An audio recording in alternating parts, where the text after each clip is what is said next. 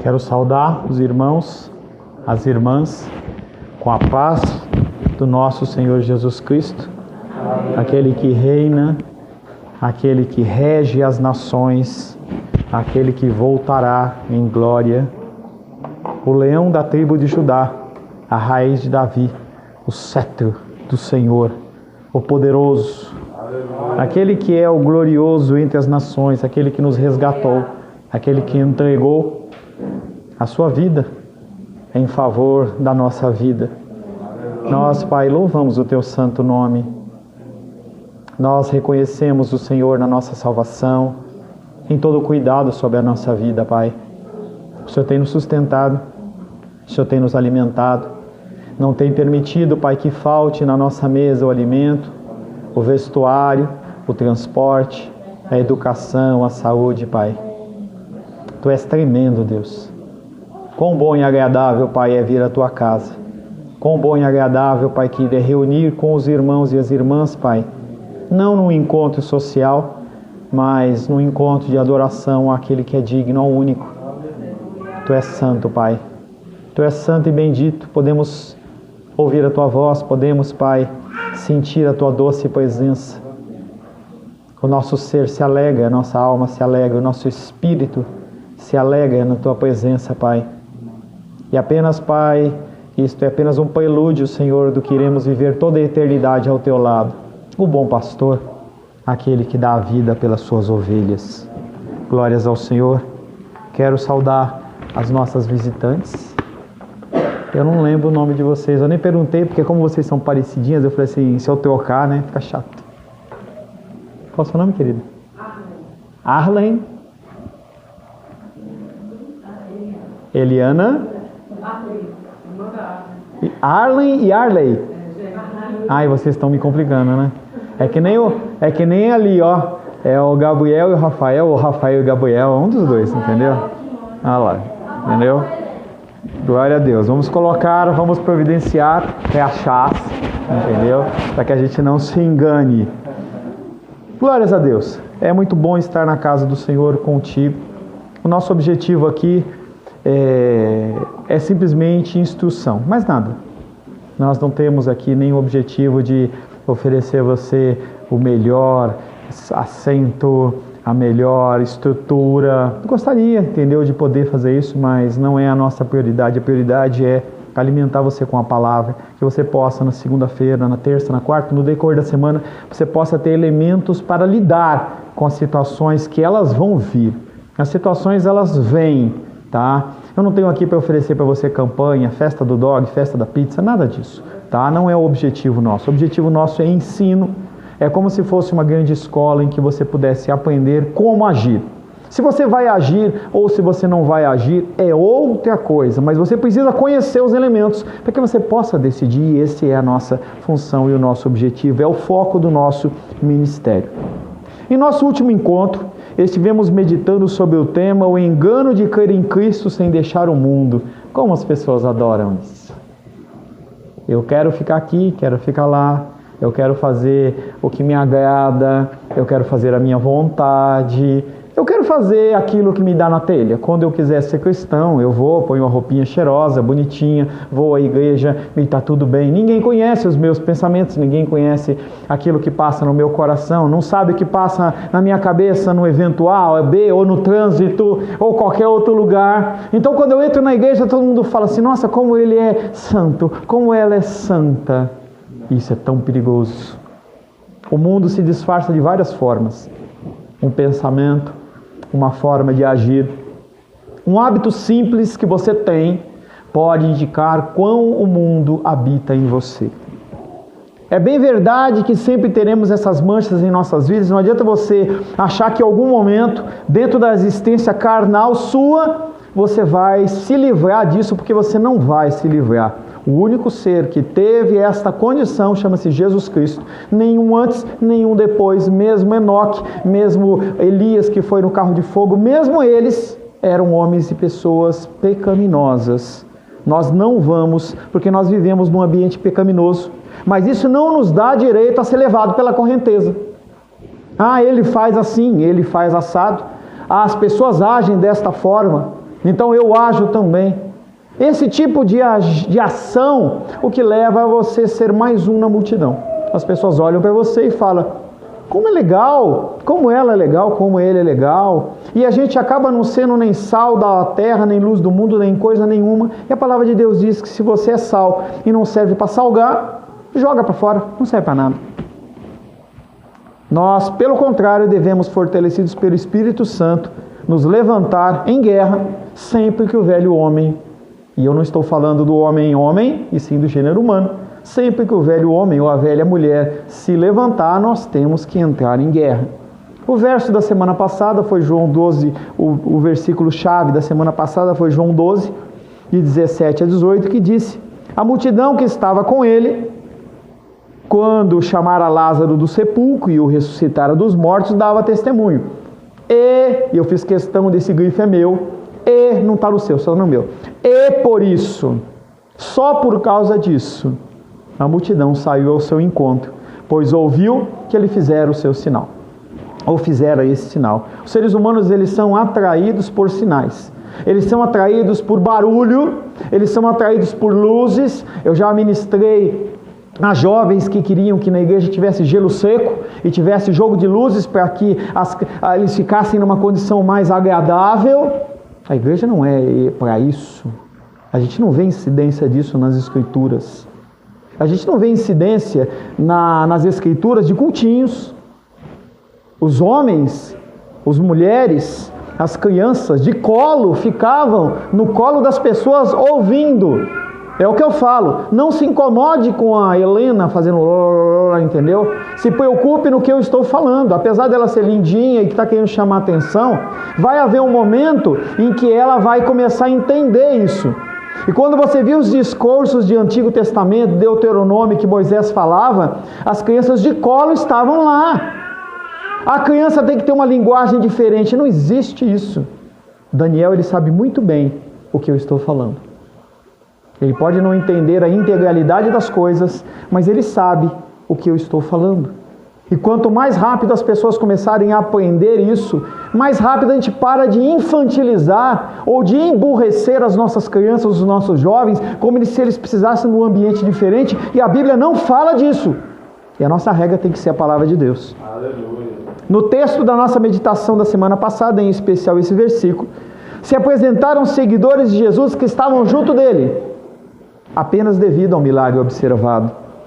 Quase com a tendência de serem entretidos, eles buscavam atos miraculosos que marcavam o ministério de Cristo e eram reais, ao invés de buscar ao reino de Deus, ao qual ele era um representante. Por que você segue a Jesus? Por que você vem para a igreja? Ah, pastor, eu quero casar. Ah, pastor, eu quero um emprego, eu quero um carro novo. Não é aqui. Se você quer um carro novo, vá trabalhar. Vai estudar. O Senhor, ele vai te dar forças e energia, vai te dar condição. Aqui não é o lugar de você buscar isso. O templo do Senhor, por menor e mais humilde como seja o nosso, ele tem um objetivo: exaltar o nome do Senhor. Ponto. Acabou. Não é para saciar os seus anseios, os seus desejos, suas vontades. Isso, você marca um horário, a gente senta lá no gabinete e a gente conversa. Mas aqui não. Aqui é lugar de adorar o Senhor.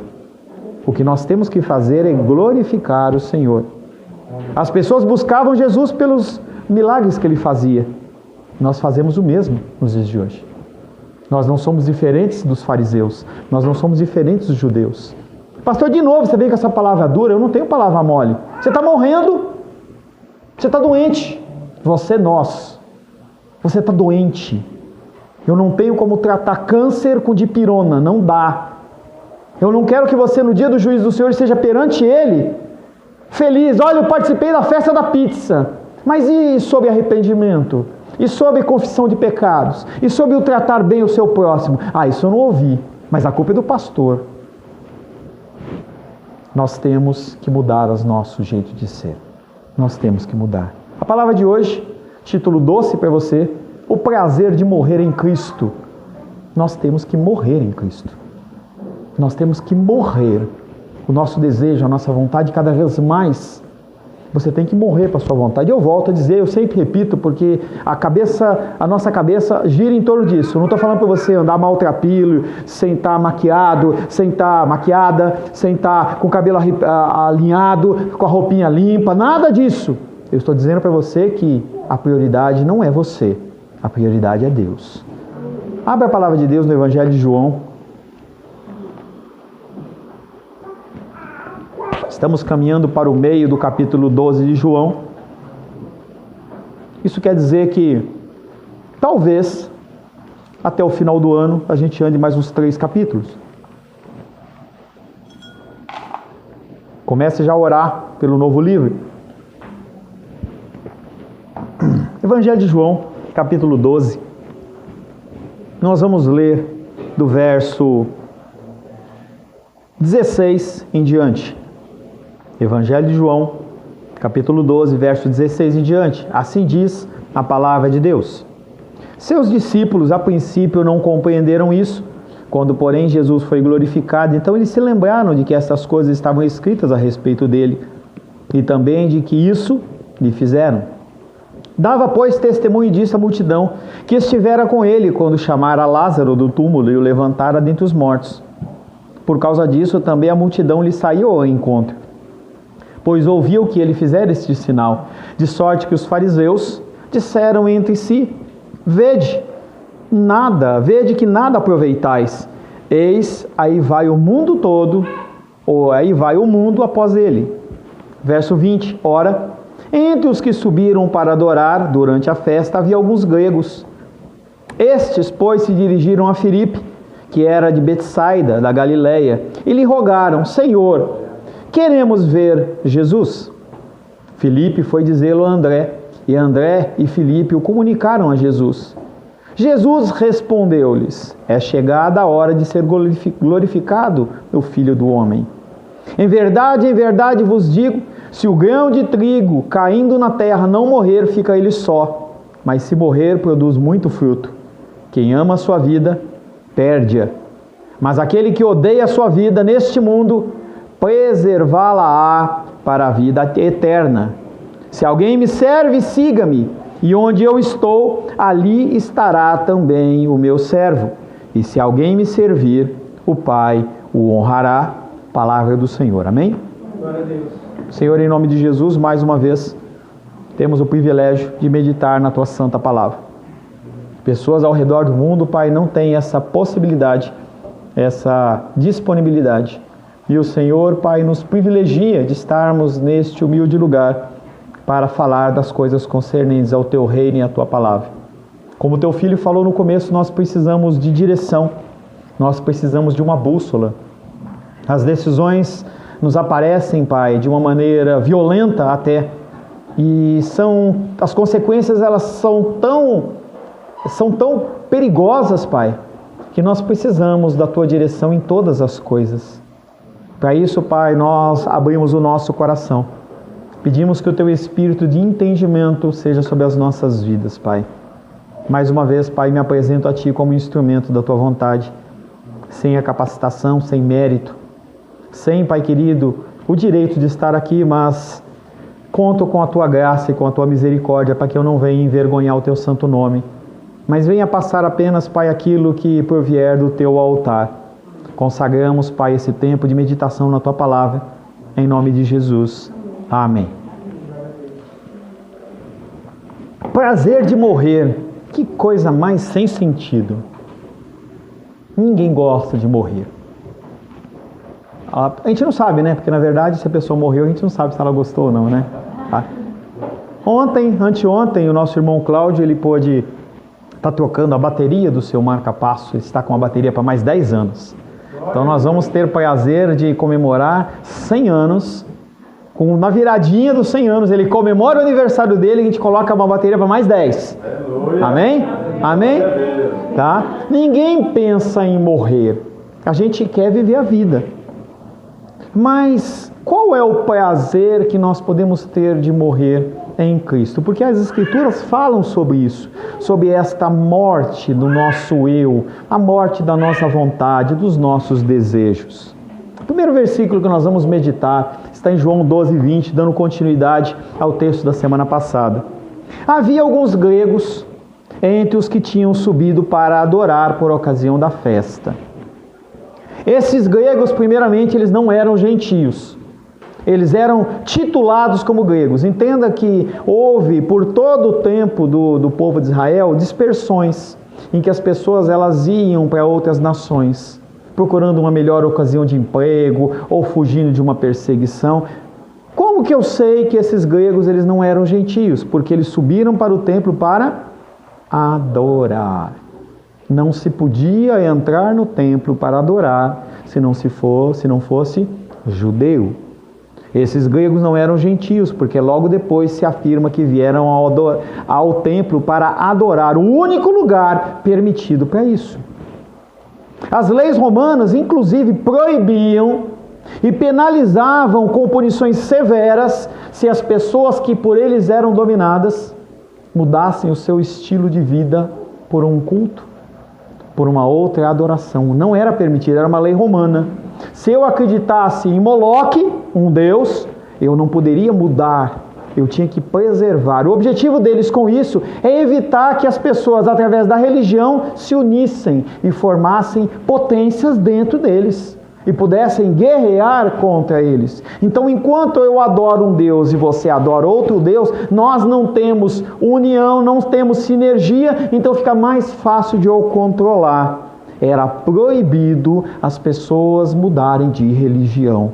Aos judeus que se encontravam dispersos pela Ásia, Grécia e outros países, se permitia que fosse ao templo para adorar. Então eu me identifico como judeu, tem sinais de judeu e eu tenho o direito de ir lá, porque a religião do país, a religião da nação, exige que isso seja feito. Então era uma estratégia também romana para evitar que as pessoas entrassem em conflito.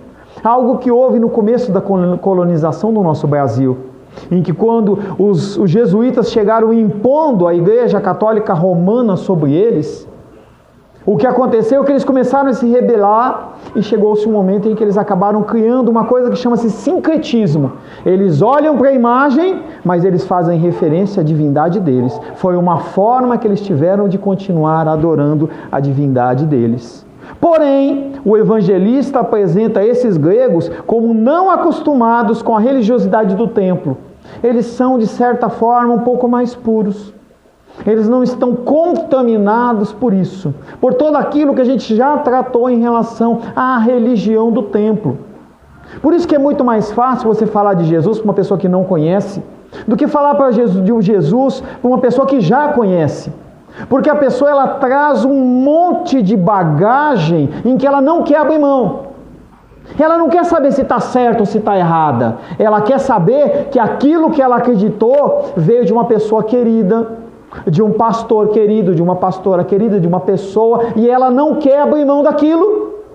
Então ela se fecha.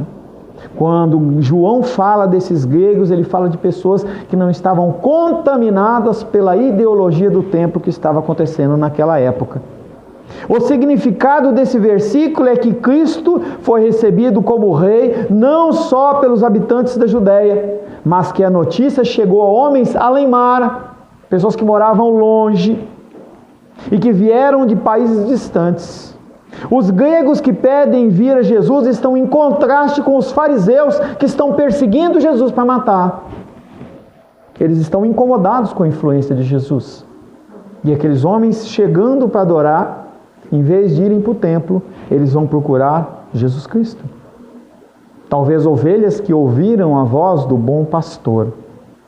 Não vivem na comunidade de Betânia, não estão no contexto dali, não ouviram Cristo pregar, mas ouviram falar de um homem diferente. Os que subiam para prestar culto no templo, descobrem a Jesus e mudam o caminho, mudam o propósito do que eles estavam destinados a fazer. Cumpre-se a frase dos fariseus do versículo anterior, João 12:19. Os fariseus então disseram uns aos outros: bem estáis vendo que nada conseguimos, eis que todo mundo se põe a segui-lo. Os fariseus não estavam ainda vendo esses homens, eles chegam num momento depois e a coisa agrava mais ainda, e eles sabem que eles precisam fazer alguma coisa para preservar o seu sistema.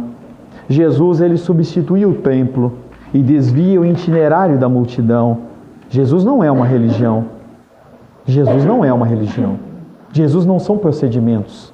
Jesus não é usar uma gravata ou usar um terno, ou usar uma saia comprida, ou não se maquiar, o cabelo preso, solto. Jesus não é isso. Jesus, ele veio como rei, como Senhor, acima dessas coisas. Jesus, ele não tem partido político, ele não tem estrutura desse jeito que a gente quer colocar ele. A forma dele é a cruz. Se a igreja está no formato da cruz, ele está na igreja. Se a igreja não está no formato da cruz, se está no formato do meu coração, do meu desejo, da minha vontade, Cristo não está naquele lugar. Mas pastor, está escrito igreja cristã, igreja evangélica, igreja A, B, C, não importa. Tudo é adorado naquele lugar, menos a figura de Cristo. Se você vai numa igreja e você não ouve repreensão, se você vai para a igreja e se fala sobre a vitória, sobre você ser o maravilhoso, cheiroso, a florzinha de Jesus, eu convido você a procurar nas Escrituras textos confiáveis que falem sobre isso. Não me saca versículos, leia a palavra. E você vai ver que o convite de Cristo não é para que você viva, é para que você morra. Para você morrer. Em que você começa a olhar para o próximo, eu começo a olhar para o irmão, para a irmã, e começo a falar assim, eu tenho que abrir mão disso por causa disso. Se eu gosto de tomar a minha cervejinha, eu deixo porque o irmão se incomoda. Você está matando a sua vontade, o seu desejo. Eu não vou entrar no mérito aí se pode beber cerveja ou não se pode beber cerveja. Tem coisas mais graves que você faz do que beber um copo de cerveja. Mas quando você faz em prol da preservação do outro, você está matando a si mesmo. Os cultos nunca foram shows. Nas Escrituras você não encontra shows. Mas pastor, Davi dançou, Davi pulou. Fora do templo, você não encontra esse tipo de incidência. Então, simplesmente adeque ao culto que o Senhor ordena que você preste, não ao que você quer. Você pode querer uma igreja em que você seja feita a sua vontade? Você pode, mas ela, no mínimo, ela não é bíblica. Porque o que rege a nossa vida é as Escrituras. Ele anunciou o fim dos templos. Quem? Jesus. Jesus anunciou o fim dos templos. Isso aqui, parede, madeira. O templo verdadeiro sou eu e você. A verdadeira adoração, não eximindo a sua presença na igreja, porque nós somos exortados a congregar, para a gente não fazer o que a gente quer. Porque essa é a tendência do ser humano.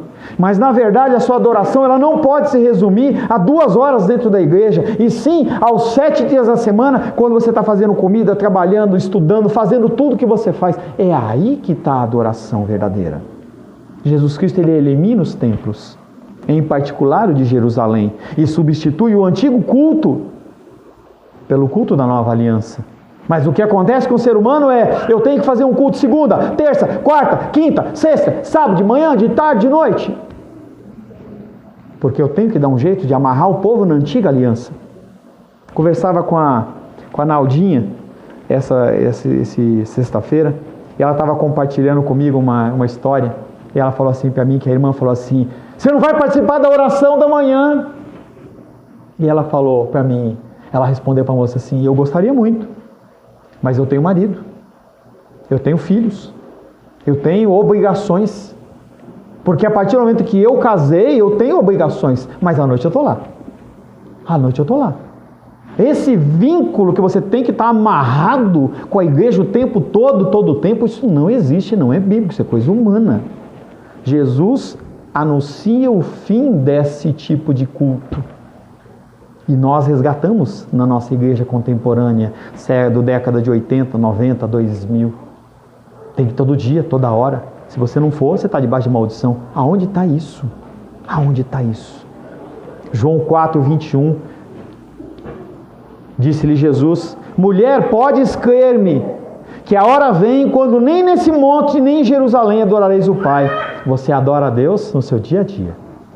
Essa é a adoração. Começam a aproximar-se as ovelhas que não são do aprisco de Israel, para serem reunidas por Jesus, e essa é uma característica de Cristo. Ele atrai pessoas que querem Ele, João 10,16. Ainda tenho outras ovelhas que não são deste aprisco. A mim me convém conduzi-las, elas ouvirão a minha voz. Então haverá um rebanho e um pastor. A voz do Messias ecoa nos ouvidos daqueles que não são ovelha dele e o atraem. A voz do Messias tem essa propriedade e essa capacidade, atrair pessoas. Ele não atrai mundanos. A voz do Senhor não atrai materialistas. Por isso que tem essa igreja alternativa que fala só sobre isso. Em que as pessoas uma hora estão no mundo e outra hora estão nesse tipo de igreja. Mas ouvir a palavra realmente a pessoa não quer, porque ela se sente incomodada. E entenda que não é uma faculdade da pessoa, não acha ruim dela. Não aponta o dedo para ela. Ela não tem o Espírito. Ela não consegue entender. E você tem que agir com misericórdia. Você tem que olhar para aquela pessoa e orar por ela. Deus, abre os olhos dessa pessoa, para que essa pessoa venha assistir, ela venha ver. João capítulo 12, verso 21 e 22. Estes, quem? Os gregos. Estes, pois, aproximaram-se de Felipe, que era de Betsaida, da Galileia, e lhe pediram: Senhor, queremos ver Jesus. Filipe foi dizê-lo a André, e juntos comunicaram a Jesus. Esses homens indicam reverência ao Messias, não se sentem dignos de estar na presença do Messias, e é real, é verdadeiro, mas esse versículo não está instituindo intermediários. Um segredo para você: você não precisa de mim para ir a Jesus, a Deus. Você precisa de Jesus. Você pode ligar para mim, a gente pode te ajudar em alguma coisa, mas você não precisa de mim. Você precisa de Jesus. E as pessoas, elas pegam um versículo como esse e falam assim: não, precisa de um pastor. Se não tiver o pastor para intermediar, a pessoa é indigna. Aí você sabe, né, que eu não piso. Eu estou aqui em pé, mas eu não estou pisando no chão. Não tem isso. Fala para as pessoas: se eu cortar meu dedo, vai sair sangue. Não é óleo de mirra, não é. Eu sou um ser humano como você. Você sabia que os sacerdotes, eles são seres humanos como você? E a honra que eles devem, a eles se devem, é a honra de você reverenciar ao Senhor. Só isso. Mas eu sou a mesma coisa que você. Conversa com a minha esposa. Conversa com ela e pergunta as discussões, as brigas, as confusões que a gente tem. Eu sou um ser humano como você. Eu não tenho um acesso maior a Deus. Você tem o mesmo acesso que eu a Deus. O que diferencia é que eu tenho uma função diferente da sua, mas ela não é melhor, ela não é maior. Eu não sou mais importante. Eu não vou chegar primeiro no céu que você. Nós somos iguais. João 12, 23. Respondeu-lhe Jesus. Mais uma vez, Jesus parece que respondeu uma coisa diferente do que foi perguntado. Foi? Não, não pega nela. Isso aí passa direto. Jesus não atende ao pedido direto dos gentios, mas ele faz o quê? Interpreta a situação, a implicação do que eles estão falando. E influência no seu pedido, na sua missão. No exato momento em que as autoridades judaicas estão se voltando mais violentamente contra ele, procurando matá-lo, algumas pessoas começam a clamar por sua atenção. Com o fato de pessoas alheias ao contexto religioso de Jerusalém o reconhecerem como Messias, Cristo agora declara que é chegado a sua hora. Jesus, ele não fala que é chegada a hora quando ele multiplica os pães, quando transforma a água em vinho na boda de Caná da Galileia, ou como qualquer outro milagre. Mas ele indica que é a hora da sua morte quando aqueles que não são dele reconhecem ele como Messias. Quando você começar a falar para gentios, pessoas que não conhecem ao Senhor, e as pessoas começarem a brilhar os olhos, você se prepara, porque Jesus está voltando. Ele está voltando. Ele está voltando. No exato momento, ele começa a entender que é chegada a sua morte. Mais uma vez, se cumpre uma palavra profética de 600 anos antes a respeito dele. Isaías 45, 23. Por mim mesmo tenho jurado, da minha boca saiu o que é justo, e a minha palavra não tornará atrás. Diante de mim se dobrará todo o joelho e jurará toda a língua, inclusive aqueles homens gregos. Inclusive aqueles homens que estavam longe, longe, longe do templo. Quando eles chegam perto, eles sentem, olha que cheiro diferente. Não é picanha, é cheiro de Cristo, é cheiro do Messias. É cheiro do Messias. O Evangelho estava chegando a toda criatura. Com a sua morte, os seus discípulos iriam receber dos céus. Seus discípulos não é só João, Tiago, Lucas, é Paulo, Nicolas, Lourdes, Naldinha e todo mundo que está aqui, Arley. Esse eu não vou esquecer não, hein? O seu eu já esqueci, mas o delas não, porque os dois nomes, né? Entendeu? Eliana, tá? Com a sua morte, seus discípulos receberiam do céu a coragem para dar continuidade a tão nobre missão, mesmo que em um primeiro momento houvesse o desânimo. O desânimo, ele existe. Você não é crente 100% o tempo todo. Vai acabando a bateria, né, irmão Cláudio? Vai acabando a bateria e chega uma hora que precisa dar um renovo na bateria. João 21, 3. Logo que Jesus Cristo morreu, assim que ele ressuscitou, e ainda aqueles homens ainda estavam perdidinhos, disse-lhe Simão Pedro, vou pescar. Ele está falando o quê? Vou voltar aos meus velhos hábitos, vou pescar. Disseram-lhe os outros, também vamos contigo. Saíram e entrando no barco, e naquela noite nada apanharam. Os gregos, cujo pedido de encontro gerou a resposta de Jesus, saem de cena. O foco não são os gregos, o foco é Jesus. O foco não é você, o foco é Jesus. Sempre é Ele. Quando você fez a ação, você cumpriu o propósito, sai de cena. João Batista, quando cumpriu o propósito dele, ele falou assim, importa que ele cresça e eu diminua. E os seres humanos querem o quê? É luz, é palmas, olha que lindo, que maravilhoso. Os gregos saíram de cena, eles cumpriram o papel de tornar real a promessa de um evangelho eficaz, que alcança igualmente judeus e gentios, e que os atrai não mais à religiosidade, e sim à nova aliança. Fuja da religiosidade. Se você vê o cheiro da religiosidade, uma dica, cheiro de morte, não a morte do título, mas a morte da sua espiritualidade. A religiosidade quer colocar você num padrãozinho, você tem que fazer isso, você tem que fazer aquilo outro. Acho bonitinho quando o André chega e hoje a Vânia chegou, ajoelharam tal, e oraram, um sinal de reverência, amém, glória a Deus. Mas você não é obrigado a fazer isso se você não se sentir tocado pelo Senhor. Quando Sebastião falou, se você pode ficar de pé, fique de pé, é um entendimento de que você está adorando ao Senhor. Não é porque Ele mandou que você tem que fazer. Esses tipos de comandos são religiosidade. Mas quando você age pelo toque do Espírito, perfume agradável ao Senhor, o Senhor recebe como algo agradável. A gente não tem que ser igual. A gente tem que ser diferente e adorar a Deus segundo as Escrituras. E aí nós não somos Coca-Cola, nós somos diferentes. Você pode usar o cabelo diferente, é lógico, a gente sempre ordem e decência, tá? Mas dentro de um padrão de ordem e decência, você é livre. Jesus Cristo ele veio para libertar o ser humano e não para aprisionar o ser humano.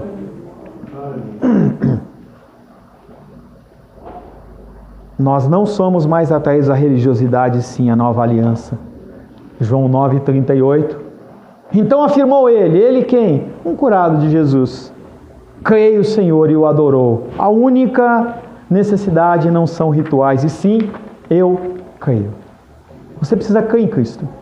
Você precisa crer na suficiência dele. Você precisa crer na grandeza dele. Essas músicas que nós cantamos, você tem que tentar falar assim, quão grande é o meu Deus. Ele é o único.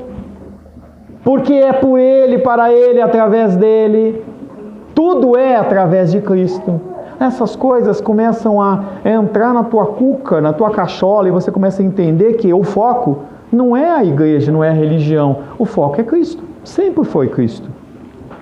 João 12, 24, o versículo que é o versículo que está no nosso painel da nossa igreja. João 12, 24. Em verdade vos digo, se o grão de trigo, você é trigo ou joio? Quem é joio? Levanta a mão. Ninguém, né? Nessa hora ninguém é joio, né? Em verdade vos digo, se o grão de trigo, então está falando comigo e com você, que cai na terra não morrer, permanecerá só, mas se morrer, produzirá muito fruto. Nessa declaração solene, Jesus explica como se produzirá o fruto da missão sua e dos seus discípulos. No versículo 23, a morte de Jesus está subordinada à sua glorificação. Quando ele morre, ele ressuscita em glória. No verso 24, é retratada como um grão de trigo que é semeado no chão, morrendo, produz uma grande colheita. Ele morreu lá atrás e gerou você. Se você não morrer, o que acontece é que as pessoas que estão à sua volta vão permanecer mortas. O evangelista já tratou desse mesmo assunto em outros textos. João 6, verso 35 a 59, João é o pão do céu que desceu para dar vida para a gente. Em João 11, de 49 a 52, Jesus é aquele que morre para que o povo pudesse sobreviver. Esse texto é um tema recorrente dentro das Escrituras, em especial nos Evangelhos. Se o grão de trigo caindo na terra não morrer, se não apodrecer, ele fica só, ele seca e não produz nenhum fruto. Mas a morte da semente contém o benéfico efeito de vivificá-la para produzir fruto. Se você é uma árvore que não dá fruto, se você é a figueira que Jesus Cristo mandou secar e não dá fruto, o que acontece é que o machado vai, e você vai ser lançado no fogo. E o fogo é o inferno mesmo. Em resumo, Cristo compara a sua morte à semeadura, a qual à primeira vista tende à destruição do trigo, mas ela é a causa de um aumento muito mais produtivo. Ainda que essa exortação fosse especialmente necessária naquele momento do início da igreja primitiva, é também de utilidade na minha vida e na sua vida. Como que você vai lidar amanhã? Hoje tudo bem, você está aqui, a gente levanta as mãos, adora aos céus e tal, mas amanhã, quando você acordar, quando ligar o cara do telemarketing para você, eu tenho um problema com isso. Ligar o cara do telemarketing para você e falar assim, eu tenho uma proposta, o seu nome foi sorteado. E você fica morrendo de vontade de ser grosso e desligar. Como que você vai agir? Eu confesso para vocês que eu ainda não consigo. Eu sou grosso. E eu não consigo, mas isso é uma falha minha. Mas como que eu vou fazer isso amanhã? Como que você vai fazer isso hoje, depois que sair da igreja? Esse é o X da coisa. Você vai morrer ou você vai falar assim, eu que mando, é como eu quero. Ainda que a exortação fosse necessária naquele momento, também é de utilidade para nós hoje. Tomemos cuidado para que a terrível aparência da desgraça e maldição que transparece na morte de Cristo não obscureça a sua glória. E aí às vezes as pessoas elas olham para todo esse sacrifício de Cristo e parece que não tem nada de bom na história. Eu morrer, eu quero ser feliz. Feliz? A felicidade é apenas em Cristo. A felicidade é apenas em Cristo. Não devemos, pois, restringir a nossa atenção tão somente em sua morte, mas também devemos considerar o fruto que foi produzido por sua gloriosa ressurreição. A morte não acabou a história de Cristo. Foi só o começo. Só o começo. Nada haverá que obstrua sua glória de exibir-se por toda parte. A partir dele, Jesus o cabeça, como exemplo. Nós cremos que a morte não é o fim, mas ela é um fim. Ela não é o fim, mas ela é um fim. É um meio. Quem escolheu isso? Quem escolheu isso? O Senhor. Desligue o seu celular. Não é a hora de mexer no celular. Ele mostra para a gente que a morte não é o fim das nossas vidas, mas é um fim para as nossas vidas. Através da nossa morte é gerado frutos que glorificam o Pai. Colossenses capítulo 3, verso 2 e 3. Pensai nas coisas lá do alto, não nas daqui da terra, porque morrestes. E a vossa vida está oculta juntamente com Cristo em Deus. Portanto, seremos destruídos a menos que a gente seja sustentado nos propósitos divinos do nosso Senhor. Se você tentar viver a sua vida, você vai perdê-la. 2 Coríntios capítulo 4, verso 16. Por isso não desanimamos, pelo contrário, mesmo que o nosso homem exterior se corrompa, contudo, o nosso homem interior se renova de dia em dia. Você não precisa falar, eu não sei mais o que fazer. Você precisa apenas falar, eu vou continuar caminhando e confiando. Essa frase, eu não sei mais o que fazer, é quando Cristo ele entra em cena. É nesse momento. Porque enquanto você acha que você resolve, enquanto você acha que você pode tocar o seu barco e você resolver todas as coisas, ele fala, vai. É algo que eu falo com as pessoas. Se você está marcado comigo um dia para ser aconselhado e você não vier, muito obrigado. Eu não vou ouvir a sua lamúria, a sua tristeza, não vou ficar triste e eu vou ocupar meu tempo com outra coisa. Se minha filha estiver em casa, eu vou ver um seriado com ela. Talvez eu saia com a minha esposa, ou vá fazer uma caminhada. Então entenda que a condição nossa não é se prostrar, é continuar caminhando. Então as pessoas falam assim, eu não tenho condições de ir hoje para você. Amém. E vai resolver o que você ficar em casa? É uma coisa que eu, toda quarta-feira, se você vier na reunião de oração, você vai ouvir essa história sempre. Sempre eu converso, brinco com a Naldinha, essa coisa. E eu olho para ela e falo assim, ei Naldinha, você veio hoje? Ela vem. Ela tem o joelho inflamado, eu falo assim, veio com o joelho? Aí ela fala para mim assim, eu não tenho como deixar ele em casa. Toda quarta-feira eu falo isso com ela e toda vez ela, com muita paciência, ela repete a mesma coisa para mim. Mas a situação é essa. Nós temos que continuar caminhando. Quando nós, os santos, formos angustiados por várias aflições, você vai ser angustiado por várias aflições. Quando você se vir oprimido por dificuldades, você, como cristão, passa dificuldades. Quando você enfrentar fome, quando você abrir a sua despensa e você falar assim, e agora? Quando você vivenciar a nudez ou a doença é difícil, né? Mas a doença, quando nós nos virmos assaltados pelas lutas e dificuldades, quando parecer que a cada momento somos tragados para a morte, que possamos considerar que esta é uma semeadura que no devido tempo vai dar o seu fruto. Esse tem que ser o seu pensamento. Isso que eu estou passando, ele tem que propósito? Para aqueles que são filhos de Deus, é que você dê frutos. E aí você para de preocupar com você, você começa a preocupar com o outro.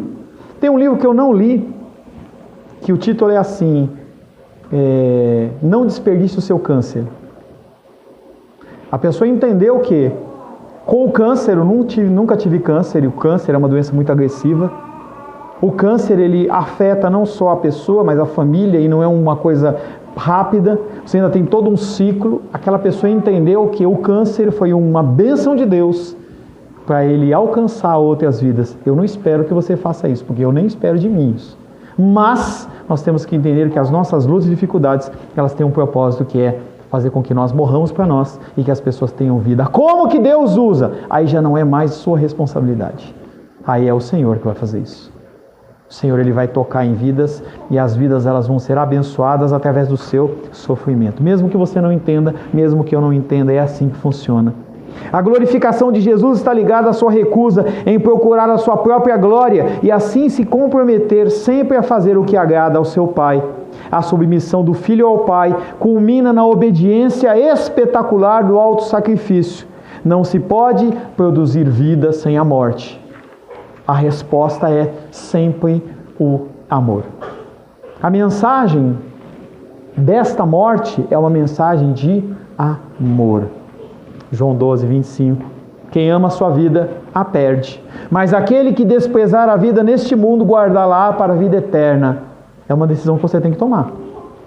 Eu quero viver para mim hoje, eu quero viver com o Senhor a vida eterna. Não dá para viver os dois. Eu vi um pregador uma vez dizendo assim, que se um anjo aparecer na igreja e falar assim, olha, eu tenho uma proposta para vocês.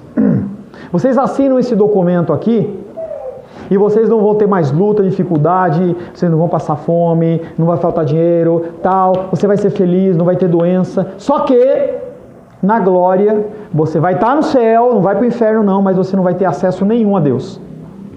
Quantos não assinariam isso? Quantos não assinariam isso? Entenda que nós estamos falando de eternidade. A eternidade faz diferença. Quando nós perdemos um ente querido que conviveu com nós 10, 20, 30 anos, dói muito. Eu nunca senti isso. Eu sou privilegiado. O mais próximo que morreu do meu círculo foi o meu avô e a minha avó, mas eles eram muito distantes. Eu tenho pai, eu tenho mãe, eu tenho a minha tia, eu tenho meu tio. Eu não tenho pessoas que morreram. Mas se você perdeu algum ente querido, você sabe que dor é essa. Com 30, 40 anos de convivência, 10, 20, 30. Imagina a eternidade longe do Senhor. É uma coisa a se pensar. A doutrina Cristo junta uma exortação, pois para morrermos com o fim de produzir fruto, devemos pacientemente permitir que Deus nos mate. Você tem que aceitar o tratamento de Deus. E quanto mais rápido você aprender isso, mais fácil fica para você. 1 Pedro 2,21. Porquanto para isso mesmo fostes chamados. O seu chamado foi para isso. Pois que também Cristo sofreu em vosso lugar, deixando-vos exemplo para seguires os seus passos. O que ele chama você é para a morte e para o sofrimento. Pastor, eu não quero esse evangelho. Amém, querido. Tem um monte de lugar para você ser feliz. Amém.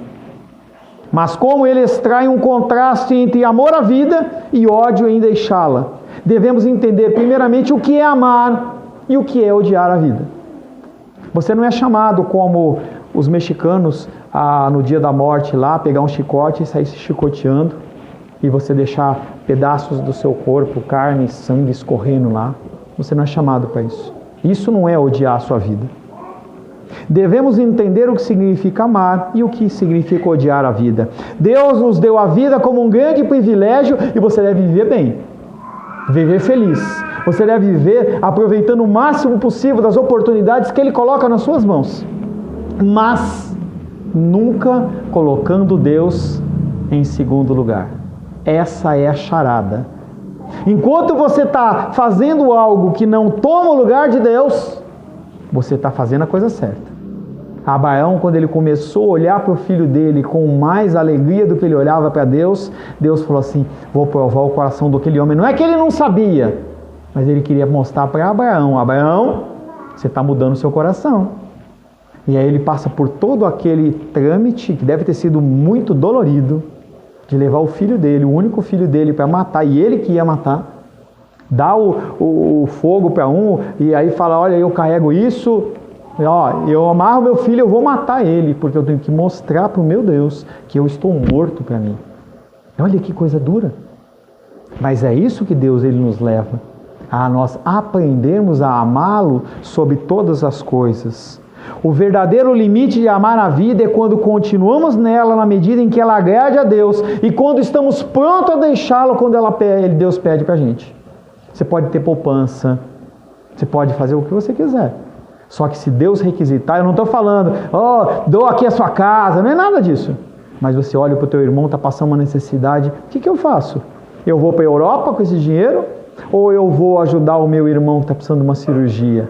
São decisões cristãs em que você mostra se você está morto para a sua vontade ou se você não está morto. E aí você começa a identificar o que é amar a sua vida e o que é odiar a sua vida.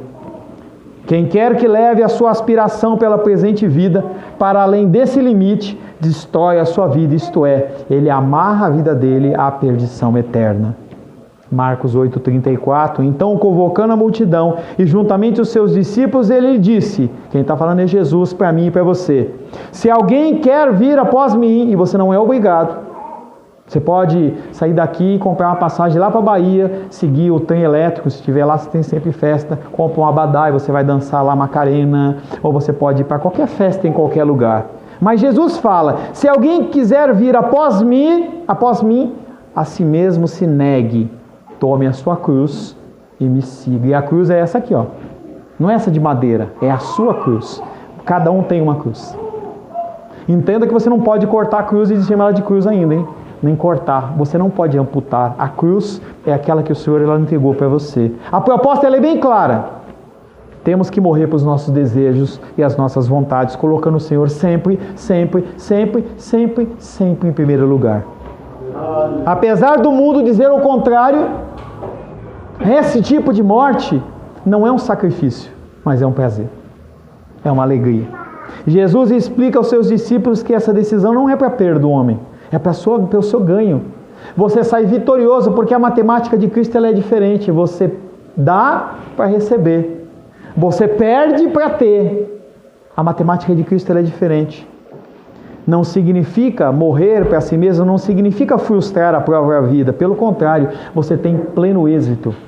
As pessoas que estão à sua volta são alcançadas, são vivificadas. Você é pleno, você é feliz, você é satisfeito com a sua vida. Você é satisfeito com a sua situação, independente de como ela for. E isso, nos dias de hoje, dias de depressão, dias de transtornos e síndromes, vale mais do que ouro. Chega para uma pessoa e fala assim: olha, eu tenho uma coisa para você sair dessa depressão. A pessoa ela aceita na hora. Eu não aguento mais. Lide com pessoas que passaram por depressão. O que falta para as pessoas é esta paz. É uma paz que não é comprada, não é adquirida, mas ela é ganha de graça. O temor de perder a vida é o grande obstáculo para a entrega. Enquanto você achar que você está perdendo, você não consegue se entregar. O fruto supõe morte, a entrega exige fé, que o amor dará muito fruto. Você tem que acreditar que o teu sacrifício, ele é um sacrifício que ele é um aroma suave ao Senhor. É fácil? Não é fácil. É necessário? É necessário. Eu posso postergar? É urgente. Feche seus olhos. Senhor, em nome de Jesus, como é difícil nós abrirmos mão da nossa vida. As situações nos cercam. Nós somos induzidos, levados como ovelhas ao matadouro. Todos os dias, todos os momentos. Seja no trânsito, seja na escola, seja com os nossos familiares, qualquer situação. Sempre nós temos uma decisão humana e uma decisão divina. E confessamos a Ti, Pai, que temos perdido essa batalha. Quando olhamos no espelho, nós podemos contemplar toda a pecaminosidade do nosso ser. Nós, por nós mesmos, não somos aptos para viver com o Senhor na eternidade. Mas como a Tua palavra diz, basta apenas que nós creiamos no Teu santo nome. Nós creiamos no Senhor. Mesmo que os nossos atos, os nossos pensamentos, eles não reflitam isso, Pai. Lá no íntimo do nosso coração existe, Pai querido, o amor do Senhor, porque foi implantado pelo próprio Deus. Senhor, nós precisamos que o Senhor continue nos resgatando dia após dia. Que nós possamos, Pai, olhar em meio às trevas que nós vivemos, à luz da Tua palavra. Gera em nós, te pedimos, o desejo pela oração, o desejo pela leitura da Tua palavra, o desejo, Pai querido, de servir ao próximo com as nossas vidas, com os nossos bens, com o nosso tempo. Gera em nós, Pai querido, o fruto do Espírito de uma maneira real, que nós possamos amar mais, levar mais a paz, ser mais longânimos, sermos mais benignos, mais bondosos. Que nós possamos ser instrumentos do Senhor, Pai, neste mundo pecaminoso. Não nos lance fora da Tua presença, Senhor. Usa-nos, Pai, como sal para salgar.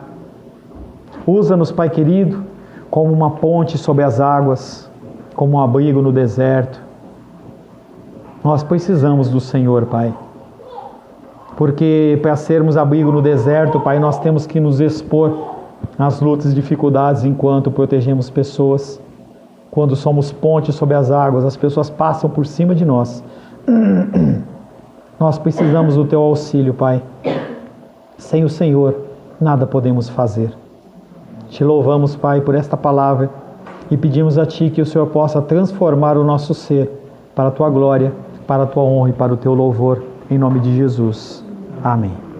Glórias ao Senhor.